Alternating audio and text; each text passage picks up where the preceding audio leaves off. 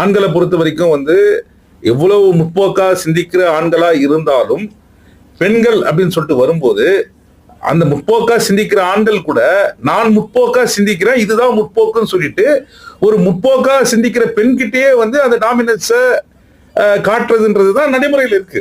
அப்படி இருக்கும்போது ஆண்கள் மொத்தமாவே இப்படிதான் செயல்படுறாங்க. இந்த மாதிரியான எண்ணங்கள்ல இருக்கிற பெண்கள் அவங்களால வந்து அது மாதிரி செயல்பட முடியல. ஆனா சில பெண்கள் இந்த மாதிரி செயல்படுறாங்க அப்படின்னும் போது அவங்களும் இவங்களுக்கு அகேன்ஸ்ட் தான் டர்ன் ஆகுறாங்க. சோ இது வந்து இது மாதிரி வந்து ஒரு ஒரு 1 or 2 இந்த மாதிரி மர்டர்ஸ் வந்து நடக்கும்போது ஓவராலா வந்து சொசைட்டியை வந்து டெரரைஸ் பண்ணிடுறாங்க. அப்போ அந்த அந்த மாதிரி யோசிக்கக்கூடிய மனநிலையில இருக்க பெண்கள் எல்லாமே பயந்துறாங்க.